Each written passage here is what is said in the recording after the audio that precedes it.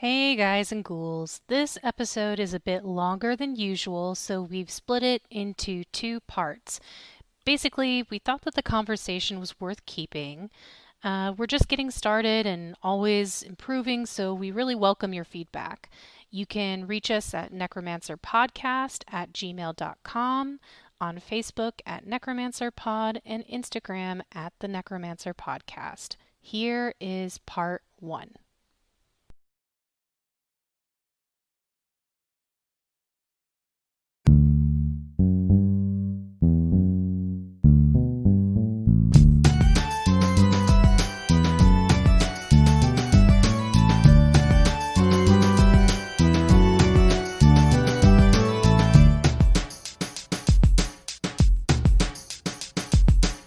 It's Necromancer. I'm Shira. I'm a rom-com fan. And I'm Bret. I'm a horror fan. Every week, Bret chooses a horror movie. I choose a rom-com. We make the other person watch that movie. Maybe a little bit to torture them, maybe not. And then we take our unique genre knowledge and we remix those movies. We make that horror movie into a rom-com. You've never considered the sexual potential of Michael Myers? Well, we have. And same thing with that rom-com. We're going to turn that shit into a horror, which is probably what Bret is already thinking when he's watching the rom-com. But we want to just take it that one step further. Yes, that's true. And today's theme is stalkers. Stalkers. So why do you think stalking, I know I asked this for every theme, but why do you think stalking is common between rom-coms? Why are there so many similarities between the two genres? Why? But like specifically like stalkers. Right. Well, I had a really hard time making my movies. My remixes this Oh, really? Oh yeah, this was definitely the hardest one. In fact, I think my remixes are a little bit blander than usual, but they're still really good. It's the reason why I had a hard time is because I noticed that the stalkers for horror movies is usually about the people being stalked, and the stalkers for rom-com movies are usually about the people doing the stalking. That's a really interesting point that, yeah, it's in a horror movie, the perspective is almost always going to be from the person being stalked. Right. Although, just as like a cinema device, stalker cam is, I think, something that a lot of horror movies do, like in the beginning of Halloween, Right. where we see it from Michael's perspective. But it's usually not. That's usually to create he's the not the tension. protagonist, Right. yeah. Right. I think so. What I tried to do for my rom-com was I tried to do it. Let me take a look to make sure I get this right. For the rom-com, I tried to do it from the point of view of the stalkee, of the person being stalked. And for the horror movie, I tried to do it from the point of view of the stalker. Which is tough. It's very tough. I mean, I think maybe the torture porn type movies have kind of opened up that avenue into like, let's follow the point of view from the stalker or from the killers, you know what I mean? But they're usually not stalkers, they're usually killers. Yeah, I mean, and then there's like the anti-hero or there are movies like your boy Ryan Reynolds was in that movie Voices, I think, where he's like a crazy. I wasn't that big of a fan. It wasn't that great. It wasn't not as good as Ryan Reynolds can do. But that he is the killer and it's from his perspective. Like there are horror movies from the person's perspective, but or from the killer's perspective, but almost always if it's from the killer or the stalker's perspective, we have more insight into their craziness than they do. Like they have poor insight into what makes them crazy. Or the other one is, I think, like cat versus cat, where you are at the killer's perspective and then he captures someone and that person turns out to be more menacing I saw than the devil. Oh yeah, like I Saw the Devil. That's Yeah. like the fourth time we've name dropped that movie in this podcast. We might have to do that movie. I did put on our theme list head trauma. Okay. I don't know if we want to make that the theme, but Right. yeah, head trauma, also a common theme between Overboard. Isn't that like the third time we've mentioned Overboard? Yeah, Overboard Or I is have? the quintessential head trauma rom-com. Did you see the new one? I haven't seen the new one, but Yeah. I really like Anna Faris, and I think that she's super underrated. Yeah. I think she's one of the best female comedic actresses out there. Like, I know my female favorite actresses, yeah. Ryan Reynolds, Anna Faris, she's just friends. amazing in that movie. She's like as the Bellamy, like, you know, I'm telling you, Yeah. like the Bellamy's the person they're not supposed to be with. Right. She was the best Bellamy ever. She was great. And I think that she's amazing as a lead too. But yeah, that's a really good catch that like almost always in horror movies, it's not going to be the stalker's perspective, but romantic stalking, we're meant to sympathize with the stalker. I guess everyone's got, maybe not everyone, but everyone's got that person that they've really wanted to pursue romantically. Are you telling me you've stalked someone? Oh yeah, big time. Oh, big time. I mean, I'm actually, I might be a bigger stalker than you. I've definitely done my fair. Well, the internet really opened up stalking. Oh, yeah. Once Facebook got involved, then stalking kind of just became part of girl culture. Right. Well, I mean that in the sense that, like, if your friend starts dating a guy, it's really not unusual for women's friends to find out info on that guy. Like, mostly we say it's because we want to find out whether or not they're crazy or if they're dangerous. But really, at least in my case, I'm super nosy. How could you tell from someone's Facebook if they're crazy or dangerous? I think that the truth is you really can't. What's the biggest red flag though? Because someone's not just going to say, "Hey, I'm crazy and I'm dangerous." Right? I would probably say extreme political or religious beliefs is what I would look at. Like anyone, I mean, and I would put this right or left, anyone that's posting extreme political content, at least for me, that would be a huge red flag. So how much did you stalk or maybe me he has when a I started girlfriend? dating Sonia? I actually didn't stalk you at all. Whoa. I trusted Sonia to know whether or not You trusted her judgment? I trusted her judgment, which I guess in a lot of cases we should just be doing regularly.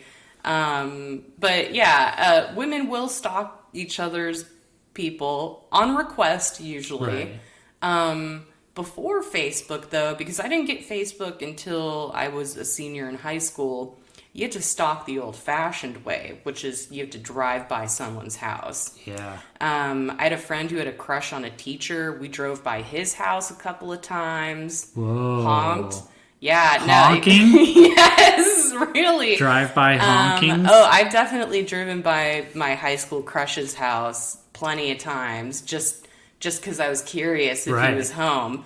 And that's enough, right? And that's enough. At least then it was enough. I think that a real stalker would have been like, "No way, you got to get inside." Yeah, you got to get inside. You got to get inside. But what about you? Did you get any further than just driving by? No, I mean I lived right near my ex, and so I would have to drive by her house a lot. And so it was always kind of like, you know, couldn't help but notice if her car was in the driveway or not. But no, I mean, there's kind of that like puppy dog-ish aspect. Right. I did a lot of, I guess I can relate. Oh, sorry, go ahead. No, I was just going to say, you know, like I did an internship in Disney. Ooh. So for 6 months I lived in Disney World. And there was a girl in the that tunnels? I liked in the tunnels of Disney, just like a little scampering mouse, Like Fievel. like Mickey. Oh, like Mickey, yeah. The mouse. duh. The main mouse.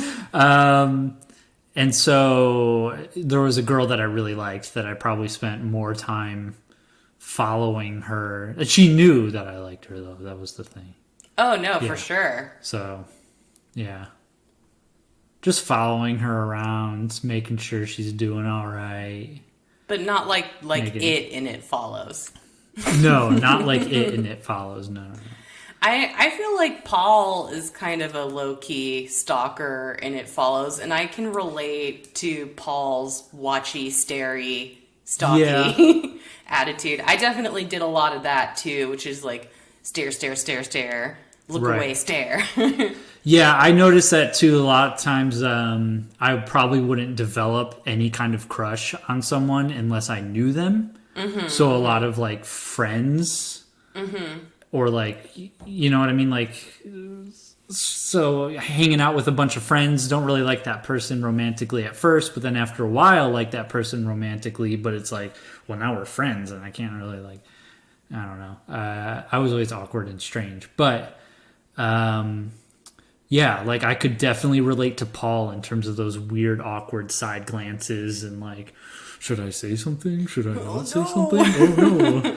But yeah, I think that's why I got mad at him sometimes. Where I was like, "Come on, dude." But their relationship seemed really strange to begin. Like he seemed like he was always hanging out, always hanging around, and they looked at porn together. They found porn in an alleyway one time, and they, you know, she just kind of mentions it casually, like, "Oh, remember that time we found that porn magazine?"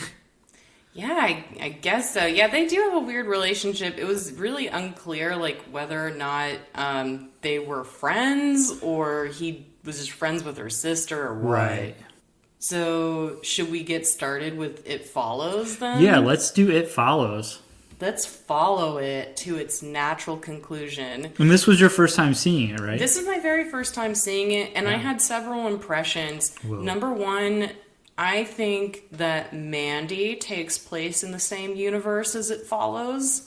Really? My theory for Those that... two movies are not anything alike. They're not right? anything alike, but aesthetically, they both are in a place that's recognizable but out of time. Okay. So by out of time, I mean that the world of It Follows looks kind of like late 80s, early 90s, at least in aesthetic clothing and musical cues. But there's also technology. Like one of the girls in the movie has an e-reader that's shaped like a clamshell. Yeah, but so bizarre, right? That it's just that one piece of technology that's out of place. Right. So there's analog televisions, there's analog everything, and then this e-reader. So there's this idea that you've been displaced in kind of an alternate universe. And I think that Mandy's kind of similar, where it has kind of this almost like 70s sheen to it, but then you're not really sure what time it is. Well, it's 1982. Oh, it does. Does it actually? It does have a specific. It does have a specific time in Mandy. Yeah, okay. Maybe. But I do totally get what you mean, which is that, like, it does take place in 1982, but it doesn't... It's not our 1982. Right. It does feel like some sort of weird alternate universe. Yeah, what a great movie, though, Mandy. Right, yeah, but I feel like they're part of that same school of horror movies where, like, they don't just want to be scary, they want to be uncanny. In the you way. mean? So, I guess uncanny, again, like just that feeling of being displaced into a world that looks familiar and different at the same time. Okay. And so I think by making it uncanny, it makes it easier to accept the rules that they put forth, like the rules of the being or it and It Follows, or the rules of the universe and Mandy, where somebody can drive up a mountain and then be in a completely different Right. portal or however that sequence can be interpreted. So I think that it makes it easier for you to suspend disbelief and to really immerse yourself in the story when it's not trying to be gritty or realistic, you know. It's a lot easier to be like, this is a story where something supernatural will happen and I'll believe it because it's in the frame of this story. Right. Something like that. Yeah, I think I like movies that are uncanny in that regard more than the gritty realistic. Oh yeah, absolutely. I like it a lot more, and like going back further, I think like I've mentioned this before, like Night of the Hunter is kind of that way, where so many, at least in Night of the Hunter, so many of the scenes like appear to take place on a soundstage where they have this Right. kind of sheen of like fantasy Yeah. around it, even though it takes place during the Great Depression, and you'd expect it to be more realist in its aesthetic, but it's a fairy tale, and so it looks like a fairy tale. And yeah, I prefer that to realism just because it's more magical, but I think just, yeah. one of the things that I notice about movies is that like I like movie characters more than I like characters in movies that are realistic. You know what I mean? Like I like a movie character that feels, like when you think of literary characters, I mean, I don't know, I don't read that much anymore, but when you think of literary characters, I think of like, a character that represents something that is like a metaphor for something, or is represents something. As a movie character, I feel I like character. I don't know. There's just something weird that like I like characters. I like there's something about Mary is full of character. Oh gosh, yeah. You know what I mean? Like those people don't feel like real people. They feel like they're characters that like your friends would tell you about. And you're like, wait, what? The guy at work does what? He's moving to And he just got Miami? these ridiculous veneers. Those veneers. I cannot get over the veneers. I do feel that way, and I like that I really like it when movies have it where it's like an interesting type, or it's like Right. it's that guy. And I think like even It Follows, although it's a little light on character development, definitely has a lot of it's that guy. Like Right. I think even before you hear Greg talk, you know exactly what type of guy this Yep. guy is going to Yeah, be. yeah. Great casting. Great casting on Greg, especially with the floppy hair. But before I get too tangential, let's go back to the beginning of It Follows. So It Follows, we start off with this teenage girl running out of her house. I felt like the costuming was a little bit strange for this first female figure, because she comes out of the house, she's wearing like silk tank top and short pajamas and then red high heels. Right. Visually, aesthetically, I think it looks really cool, but just speaking from if I were being followed by it, I would definitely wear sneakers. Yeah. I mean, it's not very fast, but still. So she runs out. She's got the heels. She was ambushed. Oh yeah, she was ambushed. She was taken by surprise for sure. Definitely. She runs back into the house and she's like, "Dad?" And then she runs back out again, gets in her car and drives away. And when she's driven away, she then calls her dad from an unknown location, looks like a beach or something, tells him that she loves him. You get the sense that she knows she's going to die. We cut to the next day. She's just a mangled corpse. And Yeah, that leg. Yeah, that leg. Again, very... it's just... I don't know why it annoyed me so much that they had her wear red heels, because maybe it's because it was so obviously for that mangled body Right. shot. Yeah. Because you see her mangled body and her leg is torn so far back that you can see her heel, her foot next to her face. Right. And yeah, Gross. it looks super gross and cool. And so we know that there is a monster. And then we go to Jay, who is, I think, like a college freshman, basically. She's like just out of high school. And she's getting into an above ground pool, and she's floating, and I feel like they have like a blue filter on the shot or something like that. Like I again, like I feel like the like her floating in the above ground pool is like definitely part of this film's aesthetic, where Yeah. it's, you know, it's trying to be more moody and atmospheric than just like monster kill stab stab. Right. And it pretty much, for the most part, achieves it. It's kind of got this really dreamlike quality throughout Oh the entire yeah. movie. Yeah. Oh yeah, like I felt like the swimming motif worked really well, and it starts here. So Jay then goes on a date. We meet her friends first, her little sister, and then Paul, the guy who likes her, and Yara, the one with the really cool clamshell e-reader. And then after that, Jay goes on a date with Hugh, who I also felt was perfectly cast. Like, he has like one of those like shitty haircuts, the kind where it's really short but combed forward. Right. Y'all know what I mean. And even though Jay wore a puka shell net, I don't know why these clothing details matter to me, but Jay wore a puka shell choker to the movie theater. But I really feel like Hugh seems like the type to rock the puka shells. Right. But they play this game. Yes. And the game is for them to pick a person to switch places with, and then the other person has two guesses to find out who that person is.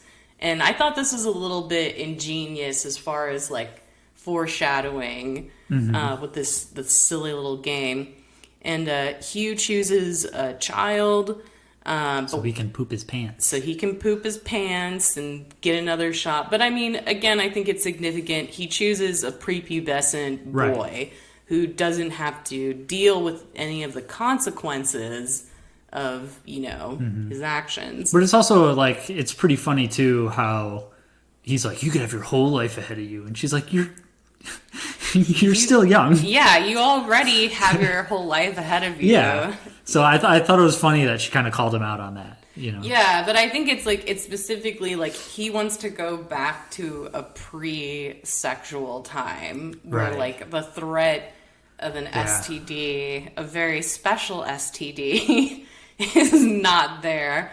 So when it's Jay's turn, Hugh guesses that she wants to be the girl in the yellow dress at the back of the theater. But then Jay does not see her. Whoa. This freaks Hugh out, and then they leave the movie theater. But she still goes on another date with him, and on that date, they park outside of an abandoned factory and have sex in the car. And yeah, again, like, I feel like this movie's really good at colors, too. Like, there's the yellow car, Jay's wearing, like, a pink dress and pink underwear. So, yeah, the color contrast and the way that the movie's filmed is just very eye-catching. And while Jay is having a moment, Hugh comes up behind her with chloroform. Whoa. and fucking takes her. Hey, buddy. And so she wakes up and she's tied to a wheelchair, and we get not first person, it's like second person wheelchair cam, which I thought was also a really cool technique. And Hugh explains to her that he has passed it on to her, and he basically explains the rules. It doesn't run, it walks. it will come for you, and if it catches you, it will kill you. It can be in the form of anyone, and Hugh says that it will choose to be loved ones, like to fuck with you. And while Jay's in the chair, they see a naked woman walking towards them, and he's trying to prove that it's there. Right. So Hugh drops Jay off. Well, he literally throws her out of the car. Yeah. And runs away, and Jay's family calls the police. And it turns out that Hugh wasn't even his real name. Oh, He's geez. living under a false identity. They don't even know who he is. And then Jay just starts seeing it at school, this time as an old woman. I noticed that it almost always wore white if it wasn't wearing, or if it was wearing any clothes Right. at all. It was always wearing white. Like the white hospital dress or stuff like that. And so they did it. They made some interesting choices, I think, to delineate it and make it clear that it was it and not somebody else. And then, so she freaks out after it comes to school, and Jay then asks Paul and Yara to stay with her and her sister Kelly that night. And then that's where Paul and Jay have their heart-to-heart and talk about porn and how they grew up together, and it's clear that Paul is pining. Yes. But you know what, Paul? You need to slow down because Jay has been through some traumatic stuff. Yeah. That was one thing that really bothered me, is like he never like pulled back. He was always pressure, pressure, pressure. Really? I felt like there was a lot of pressure on Jay to choose Paul by Paul. I don't know. I don't know. I didn't see it. I thought he was more laid back and more. Maybe. I thought he was a little bit wimpier with his assertions than. Oh, he was super wimpy, but like he gets really butthurt later when Right. she doesn't choose him, and then I think eventually convinces. Like I felt like it was more like he wore her down than she actually wanted to choose him. That said, I do make Paul the romantic protagonist in my rom-com remix, so, I mean, I'm being mean to him, but I would say that he's still my pick for the lead. How do you go about pursuing someone if you're interested in them, but they're neutral towards you?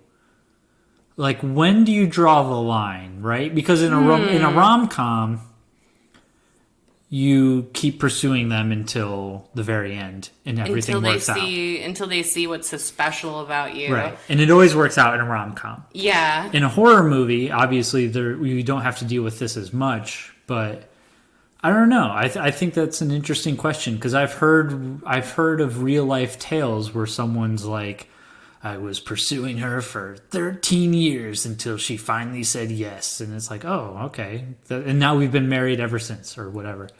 I think that the key takeaway is that in order for you to go from neutral to mutual interest, I like that better than the friend zone. Right. It's about mutual interest.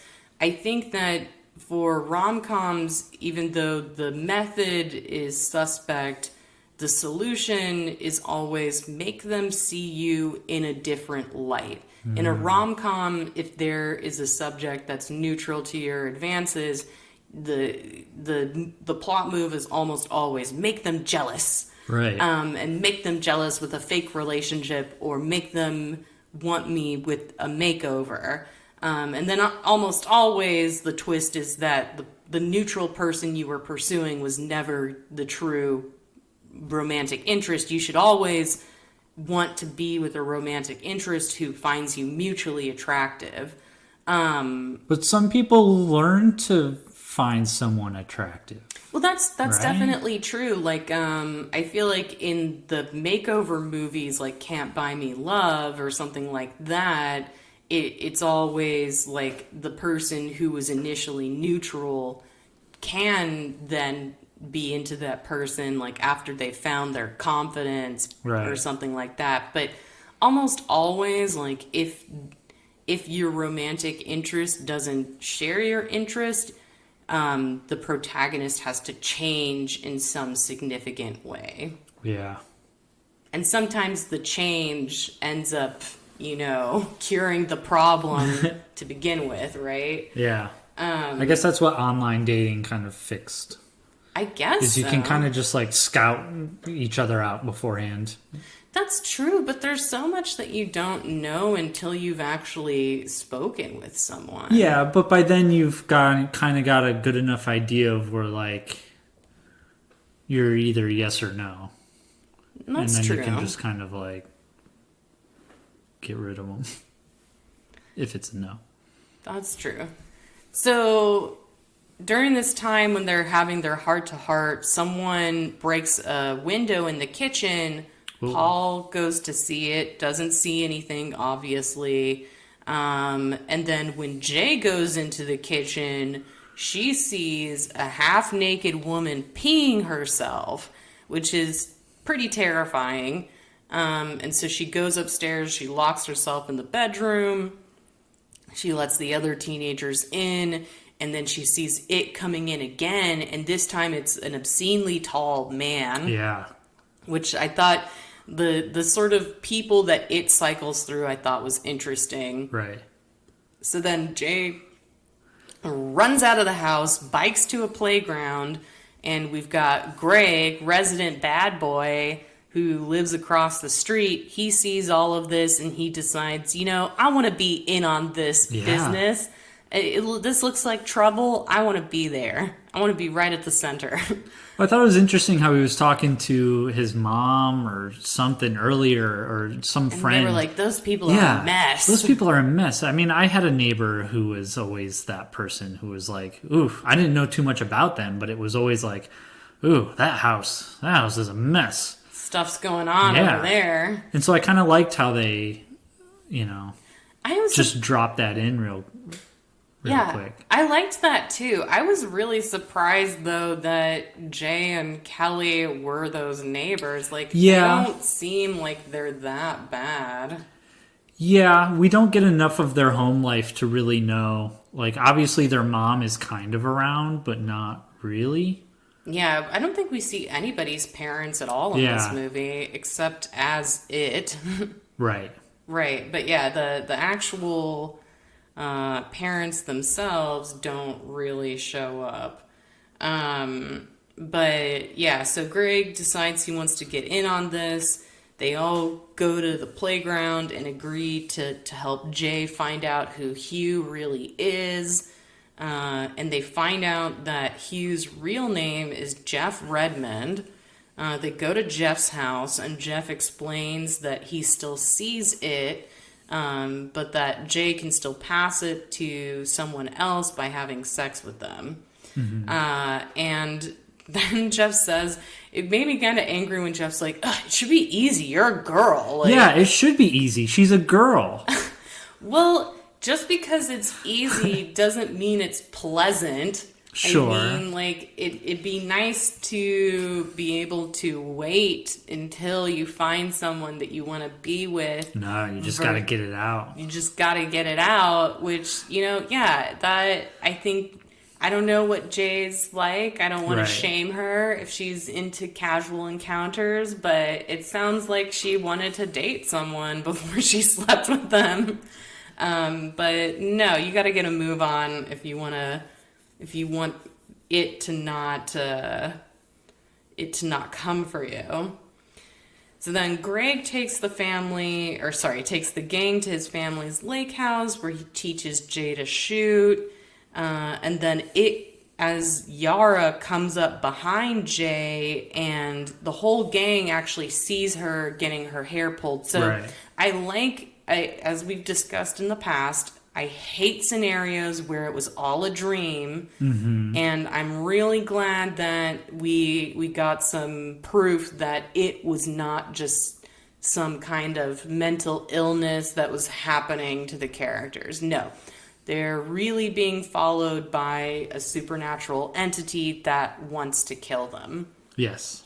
I did find it interesting that although the stalker in It Follows is not a human being, the stalking, like pretty much 90% of all stalking is sexually motivated. Right. You know, like it's like stalking almost stalking almost always has like a sexual desire component to it, even when it's completely divorced from humanity. Which I just thought was really interesting.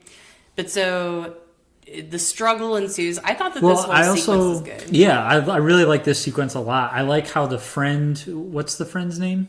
Yara? Yara. Yeah, so Yara is like in the background and she's walking up.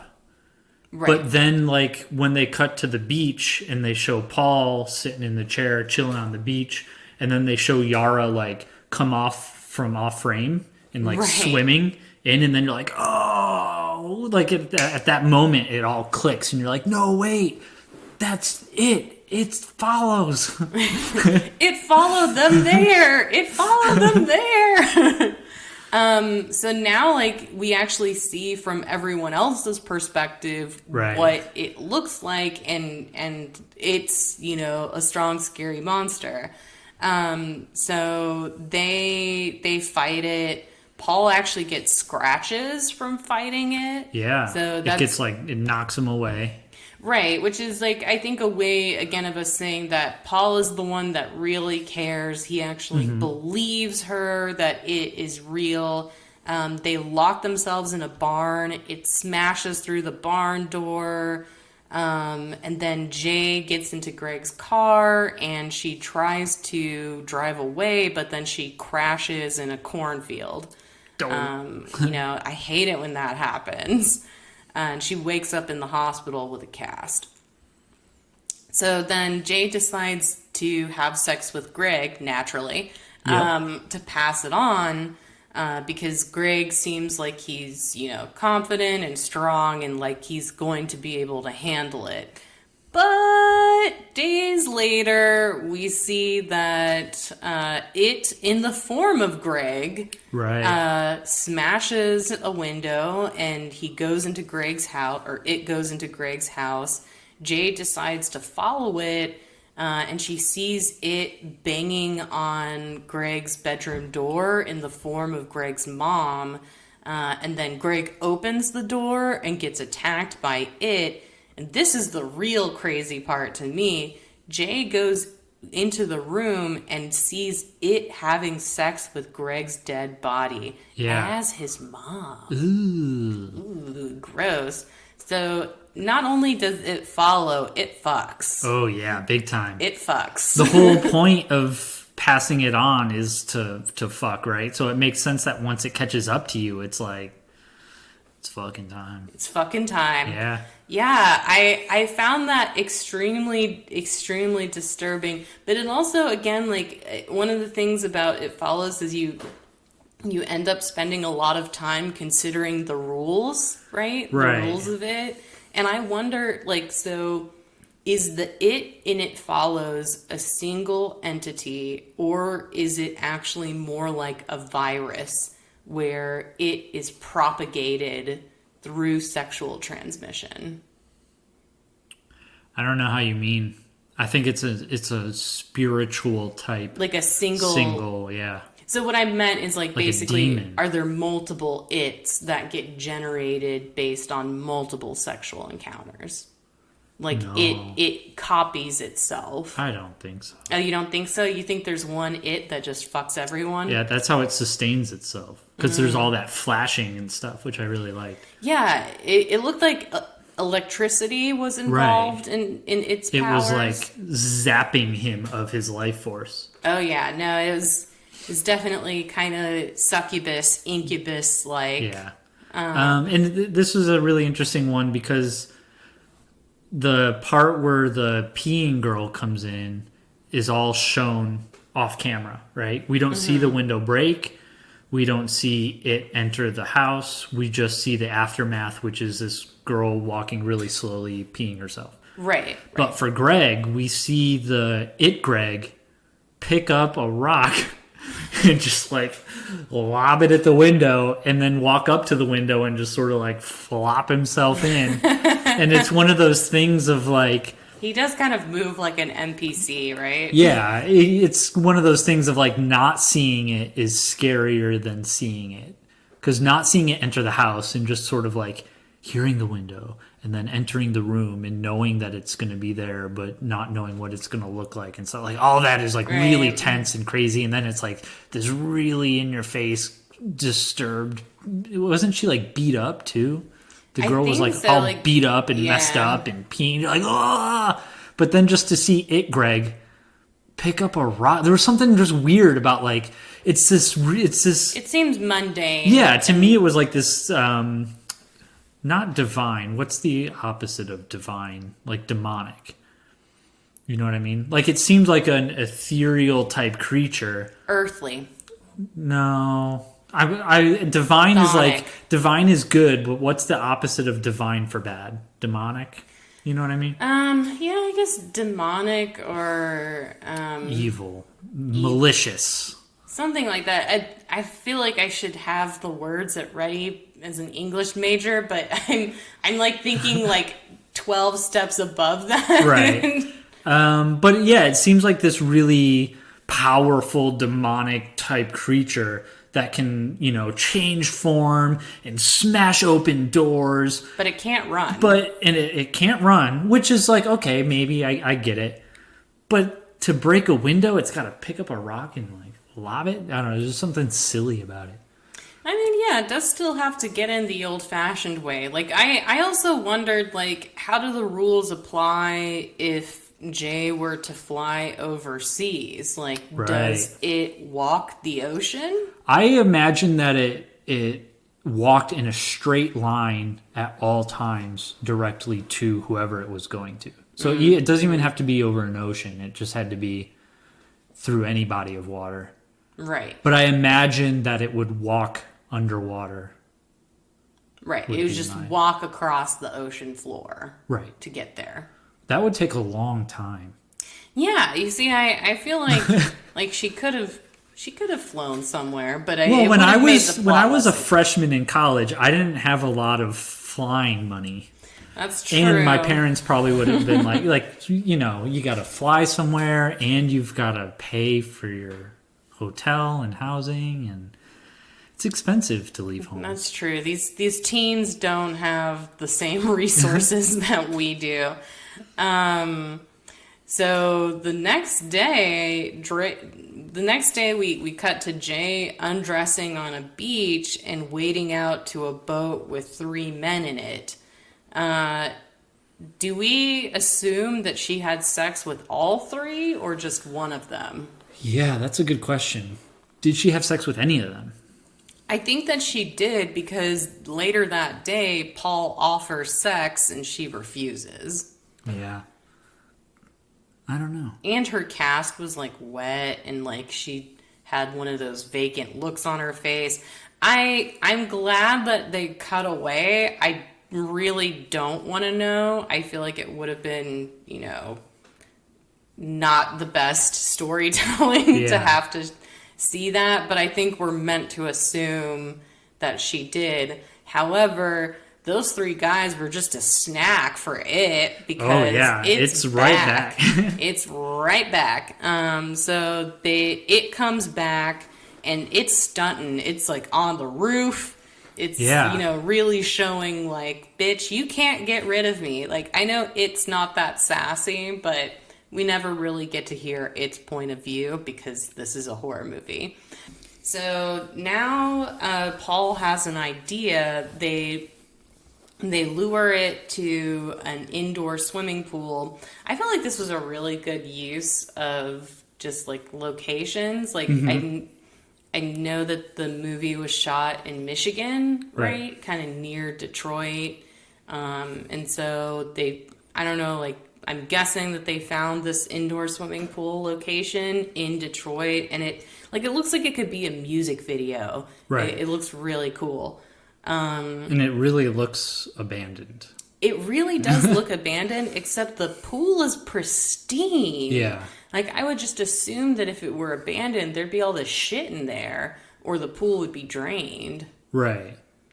Well, it looks like, it looks like it's from the bad part of town. Right, right. And that it maybe at one point was abandoned, but now, like, they're trying to gentrify it or gentrify it, make it nice again. Yeah, it's like just a ginormous Olympic-sized swimming pool. And then, like, because it's nighttime, it glows with this ethereal blue light. It really does remind me of a music video. So then they decide to plant all these electronic devices on the edge of the pool, and their plan is to lure it into the pool where Jay is waiting, and then Jay's going to get out of the pool, and then they're going to electrocute it.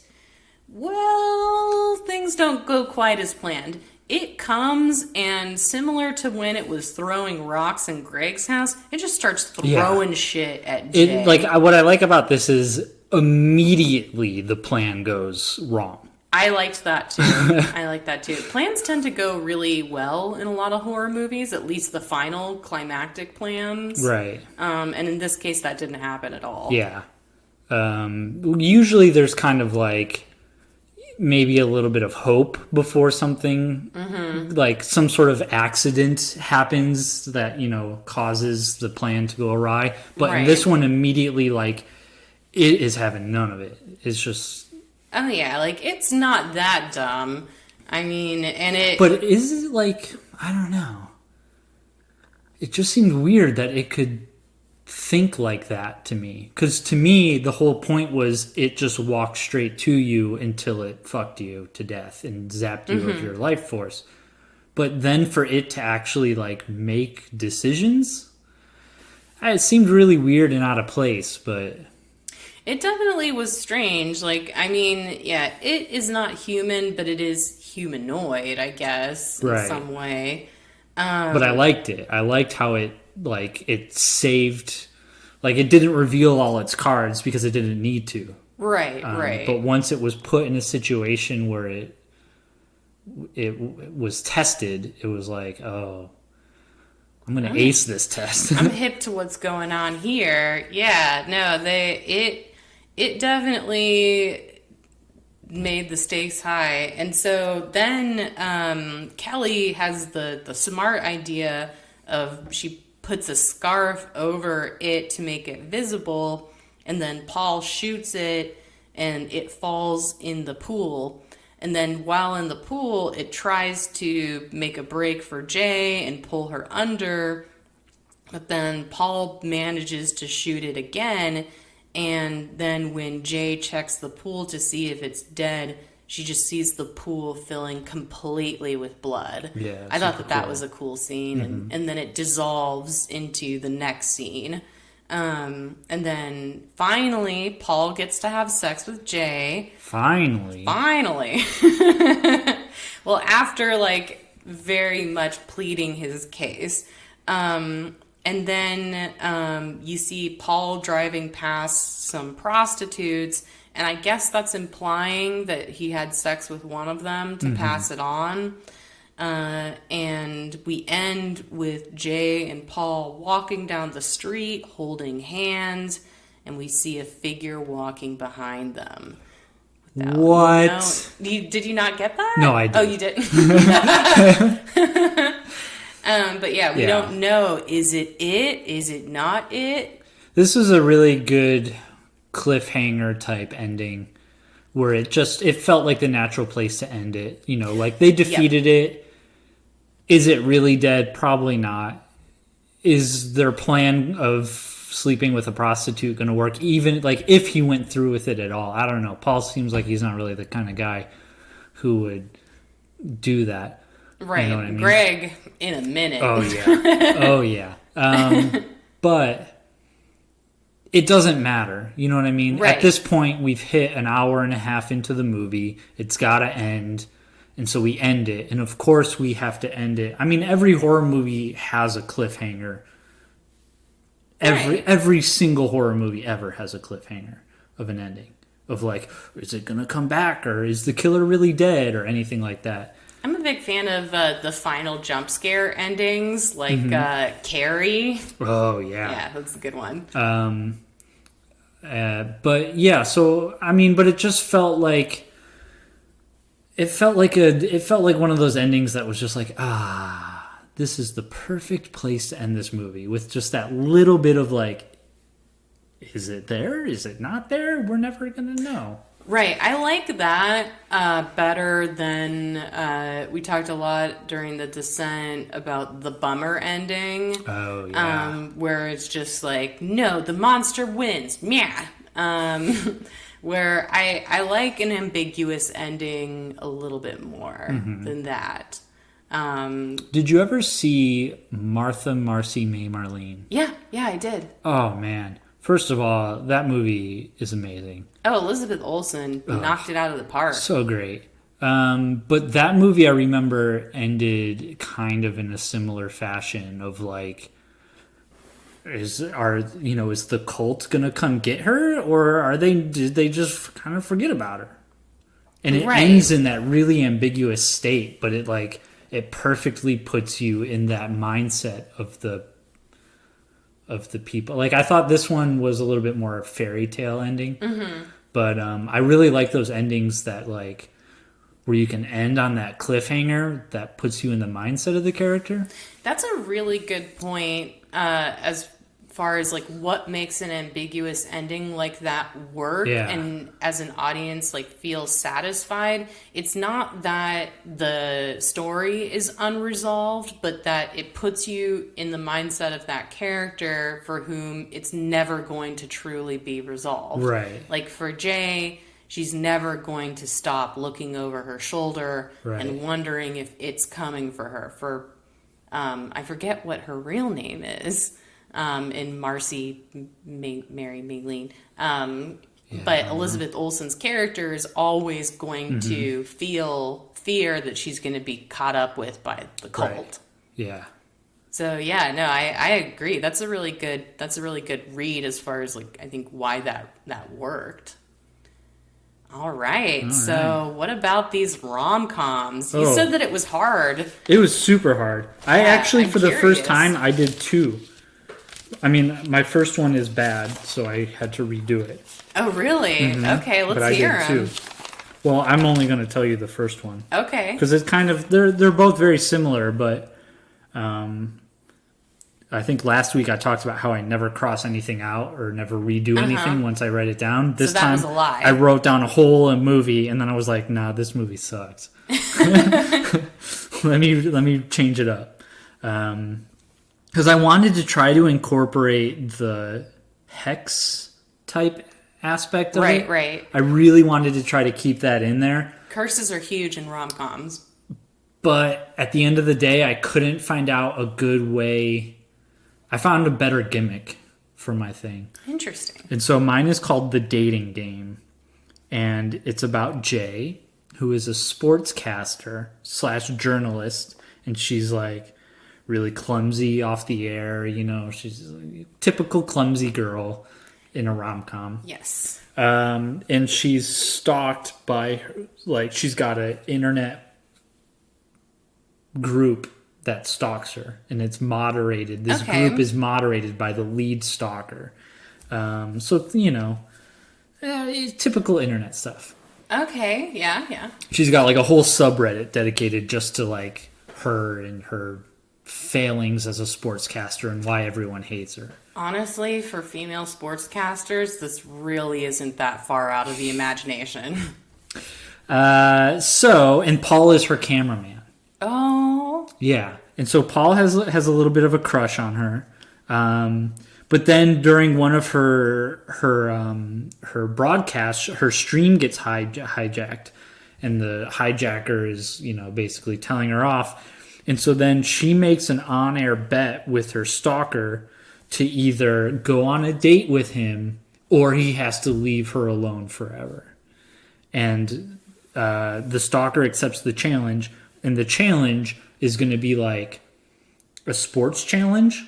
You know, she's like, I'll beat you at you know, like, you think my sports analysis is that bad? Well, why don't you put your money where your mouth is? Yeah. Yeah, come on, internet stalkers. And so it's like a quarterback challenge type thing, you know? I don't know if you know quarterback challenges. It's not like a test of strength in pro wrestling. No. It's just like a test of sports.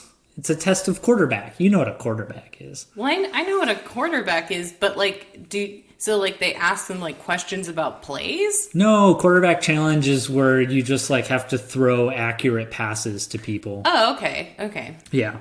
So there's like in this one that you have to like research the villain. That she has to like research how to be a quarterback. Okay. You know, like what makes a good quarterback, all that stuff. And Paul's going to help her. Okay. So, of course. So first she has to research, and there's some awkwardness between the two. Like maybe she drops all of her papers, and then the two bend over and like bonk heads, you know, typical like, whoops, we both tried to pick up the papers. And then there's training. So he has to train her how to throw a pass and how to throw it accurately and all that stuff. And in order to show someone how to do that, you got to get a little bit physical with them. He's got to correct that elbow. Right. He's got to stand behind her and mimic how to do it. Shadow quarterback. And then there's the game day prep, which is when they get real close, right? Because she's got to have the right stuff on her hands. Maybe like her hands get taped up and he's got to like touch her hands and put tape all on her hands. It's a very intimate thing. Yeah. He's got to get her ready to go into battle. Mm-hmm. And that's a very intimate, you know, like tensions are high, and so, you know, not just regular tension but sexual tensions. The best tension. Yes. And then this takes place at the Super Bowl, of course. Maybe not the Super Bowl. I mean, so is the competition like before the game? No, it's during the halftime. Instead of the halftime show? Yep. It's a rom-com.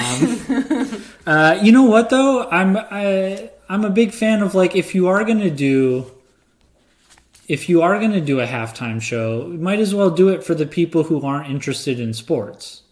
Right? Yeah. Because sports fans are already tuned in. They're not going anywhere. They're going to watch it no matter what. You might as well, you know, try to get other people in. That's why, you know, I don't mind Super Bowl halftime shows. I think they're dumb most of the time, but I don't mind the fact that, like, they get Rihanna to sing. Like, what do I care? I mean, they're harmless. So the catch is the stalker's really good at football. Oh, really? Yeah. Oh. So the stalker is actually amazing. Yeah, he's like a typical Chad type. So he was just waiting to be on a national stage. Mm-hmm. Yeah, this is like his tryout reel. And there's not really much to say from here. It's all typical rom-com stuff. This is why I feel like it gets bland, because I didn't go into the third act that much. I mean, Jay wins the match. And Paul kiss. How she gets, you know, it's like the match is going, you know, she's winning, then the stalker's winning, then she's winning, then the stalker's winning, and then maybe there's like a trick. Like in Happy Gilmore? Like, yeah, go to your happy place.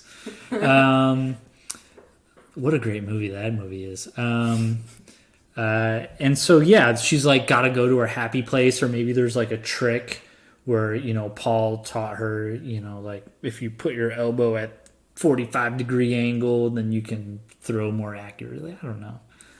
And that's really the end, is her, you know, she realizes that, you know, Paul is the right one for her, and she kisses him on air. You know, but like, since she's kind of more sportsed up, and she's the focus of the show, she's going to be the one to dip him when they kiss. Oh. That's the catch. That's what makes it 2019. I could see in this version of It Follows, Paul is played by Justin Long. Yeah. He's definitely a Justin Long type, the way he's being described. I feel like Justin Long would definitely be okay with being dipped. Yeah, Justin Long and Anna Faris. Why Oh, not? yeah, no, I think... They would be a great little couple. I don't know about their chemistry, but in those roles, I think Right. they'd be good. Well, they would have good chemistry. I think they would have good chemistry because they're both like...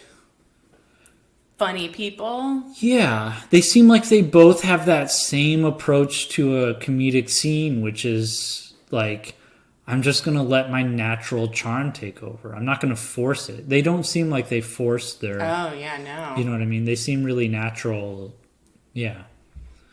I'm willing to entertain it. I say Hollywood, get Justin Long and Anna Faris in a rom-com, see if we like it. Spend a lot of money, hopefully get some back. Yeah. What happened to Justin Long? I don't know. He doesn't do that much. He was in a walrus movie, Then he disappeared.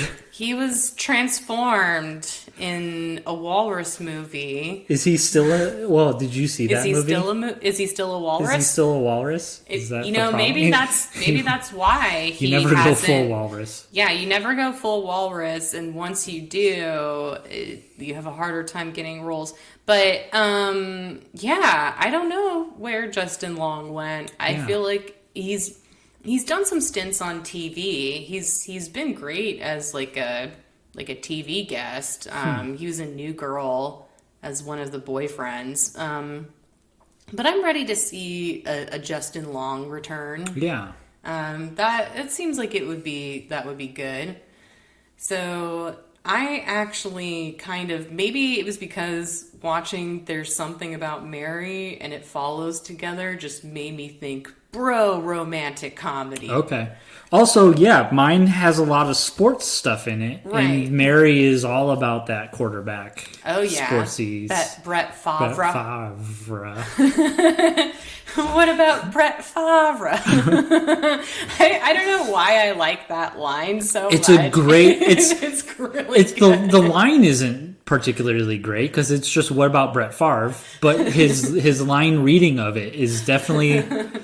That's, like, I'm not a huge Ben Stiller fan, but that's the difference between Ben Stiller and your average Joe Anyone Schmo. else, yeah. Is that ability to Favre.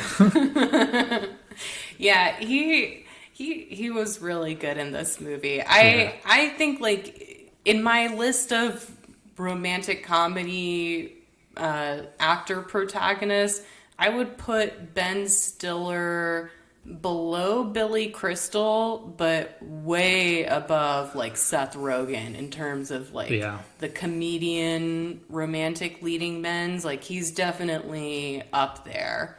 I think he's really good. So my title for the It Follows rom-com was just It Happens, but I imagine it having a poster where there's like maybe like a shh mouth, and then it happens, like, so like shit happens, it happens. So it's like trying to be clever, winky about that. Right. And then, so I have it very similar to the original movie. Jay is just a normal teen enjoying her summer between senior year of high school and college. And then what was supposed to be a normal date turns into a disaster. After having sex with the guy that she likes, Jeff, he breaks up with her and drops her back off at her house, and he mentions giving it to her, but he doesn't mention any details. Mm-hmm. The next day, Jay wakes up in the body of a middle-aged man. So in this version, the STD, it is not something where a supernatural being follows you. You, now that you have it, will spontaneously change into different people. Oh, that's an interesting Yes. twist. And I think that the comedy in this movie is really going to come from all of these different actors acting like a teenage girl and acting like Jay. Like, what if the first body she wakes up in is Fred Armisen or something like that? Yeah, you can have a lot of guests. I had something kind of similar originally where it was like just a lot of guest cameos. Yeah, tons and tons of guest cameos. Now, is it going to be that thing where we see her, she's normal to us, but she's like, you know, maybe dressed like an old man to fit in with her old man persona? Like, are we going to see her from our point of view? Or is it just going to be like once she changes, that character is now like, we don't, you know what I mean? Like, we don't see it go back and forth. I was thinking more the latter because I thought it would just be funnier to have different actors acting like a teenage girl, like Will Ferrell. Jumanji. Yeah, like Jumanji. Jumanji is a great movie. Oh, the new Jumanji. The new one. Yeah, I haven't seen it yet. Oh, man, you got to get on Jumanji. It's fantastic. Exactly like that, though, where, like, you know, like you've got the body of The Rock, but he's, you know, like a boy. So yeah, no, something like that. But she still manages to convince her sister and her friends that it's her. Right. Easy. And they all feel sorry for her. Now, here's another question. How did Jeff not transform into an old... Okay, I gotcha. I gotcha. Oh, we're getting there. When she re-meets up with Jeff, he's a totally different person. Oh, yeah, he is.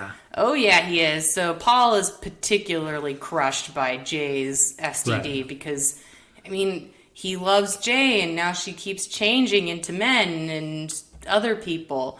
So the Scooby Gang, they investigate Jeff. While Jay is cycling through bodies ranging in age, race, and sex. And while she's in the body of an old woman, Paul kisses her to assure her he loves her. No matter what she looks like, he loves who she is inside, damn it. Like it's like a Harold and Maude moment. Mm-hmm. And then they do find out who Jeff is from his hideout. They see a picture of a cheerleader and her boyfriend from a different high school. They go to the boyfriend's house first, and he doesn't know anything. But then when they go to the cheerleader's house, it turns out that Jane Redman, the cheerleader, passed it on to Jay as Jeff. Whoa. So Jay didn't even know that she had sex with another girl. Gross. Or awesome. I don't know. I mean, I feel like if you're fluid, having this kind of ability wouldn't be so bad.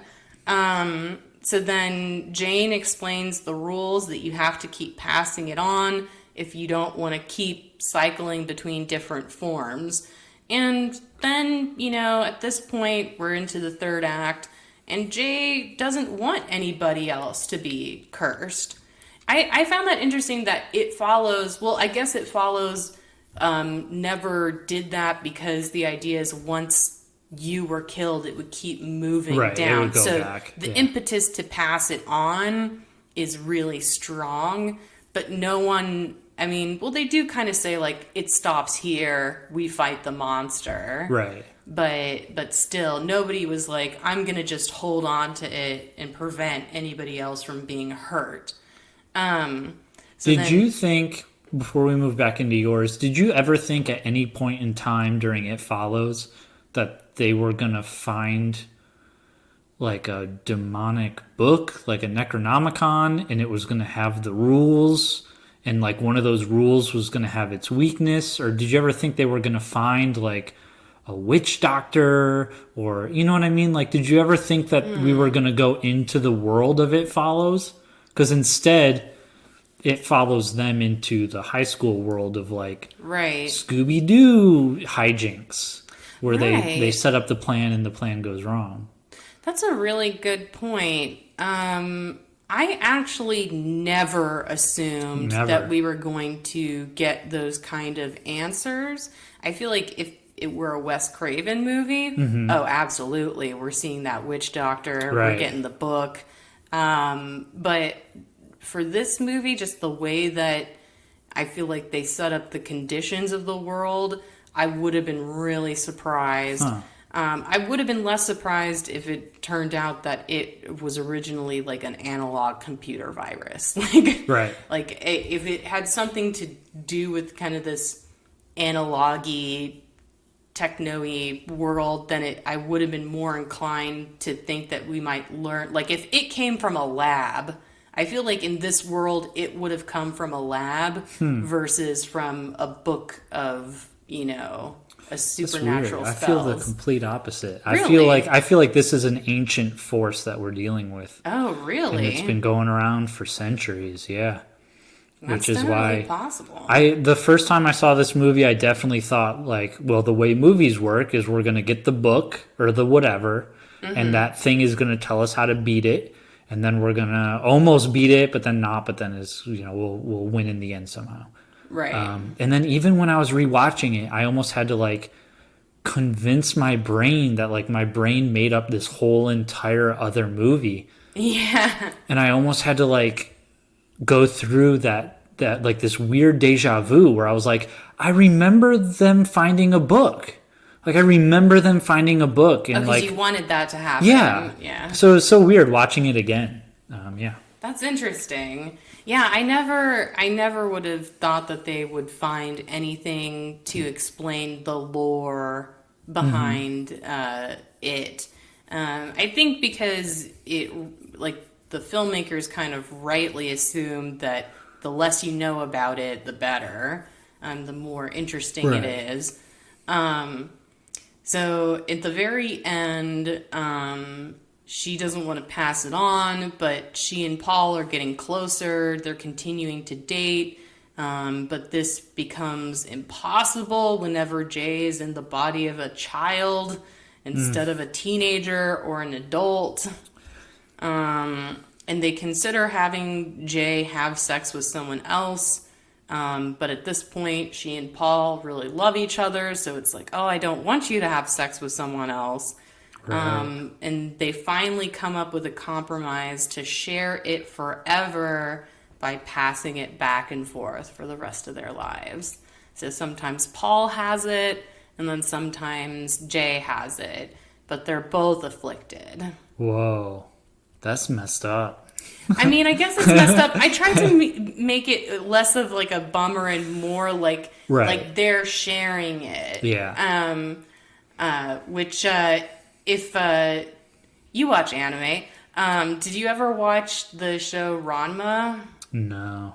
So the plot of Ranma is that if you get cold water, you're a girl, and if you get warm water, you're a boy. That's his specific curse. Like, he's a boy. He falls into a cursed spring, which when he's hit with cold water... Is it really cold and warm water? Yeah, I think it's cold water turns him into a girl. Oh, wow. Hot water returns him to his male form. Gotcha. And I thought that was just a joke, like an internet type joke. Oh, no. That's actually the plot of this anime is that he turns into a girl. And so there's like a whole cast of characters that are like... Well, there's a whole subgenre of anime that's like... gender bending. Oh, gender bender. Right. Yeah, but usually gender bender just means that somebody's masquerading as the other gender, kind of like Shakespeare style. Right. Where like for whatever reasons you're pretending to be a boy, but then the boy you like falls in love with you anyways. That's a subgenre of anime. But so at the spoiler alert, but this anime came out in the 80s, so if this bothers you, I'm sorry. But at the end of the story, his love interest falls into the spring that turns her into a boy, and so now he's never cured of his curse.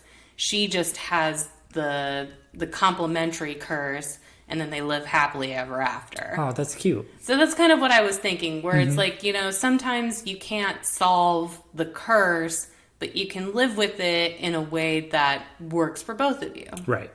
So yeah, that's basically what I was No, I going think for. your ending is definitely messed up, but it's also like the way that it's shown can be really cute. You know what I mean? Like Oh yeah. it's People will walk away from it feeling like that's messed up, but maybe in the moment they'll it's feel like like that's cute. what am I thinking? Oh, it's like the blip from Marvel. So you don't watch the Marvel movies though, right? I've seen some of them. But you know about the snap when Thanos snaps and half the universe goes away. Right, right. What we're gonna do to save climate change. Yes, exactly. Well, when they end up winning again and they undo the snap 5 years later, everyone who was snapped comes back 5 years later in perfect form, exactly how they were snapped away.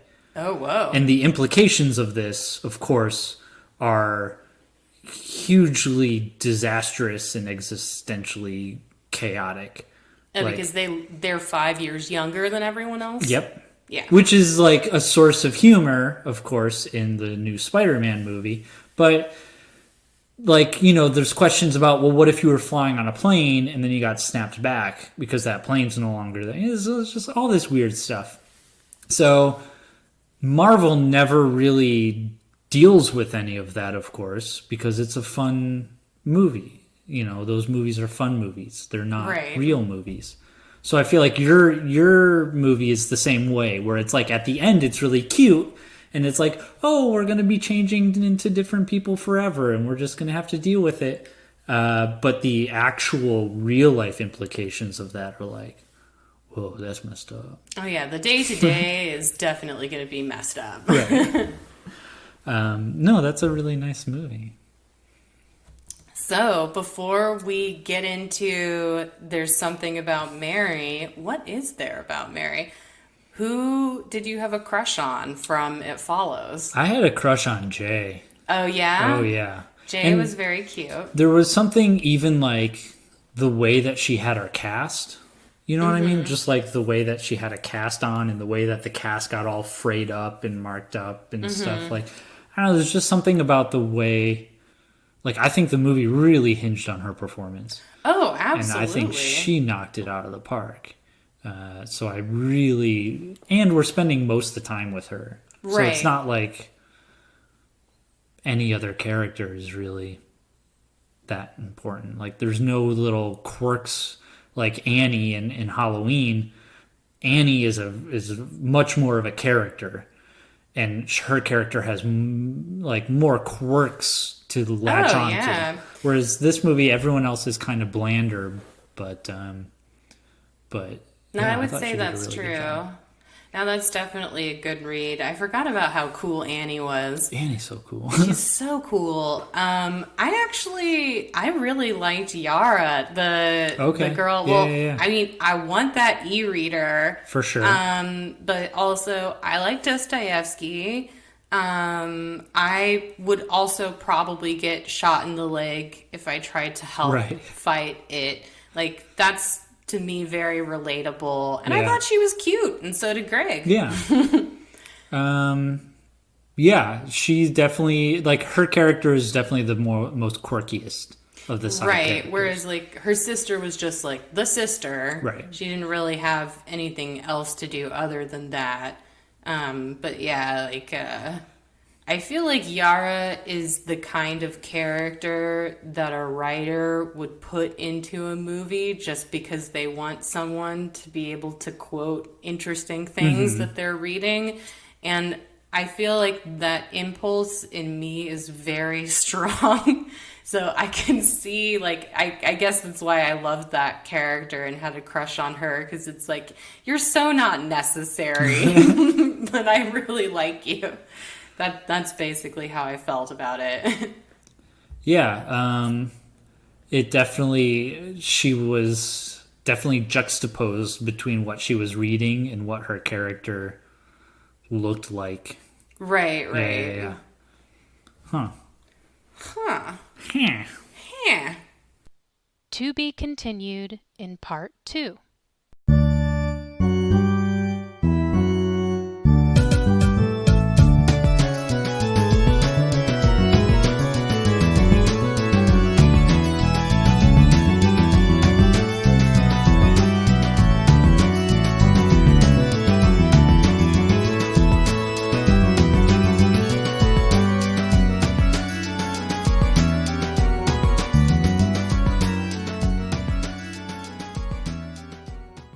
Necromancer is produced by Brett Dorman and Shira Moore. The theme song is Symphonia 3 by Kevin MacLeod on the album Oddities.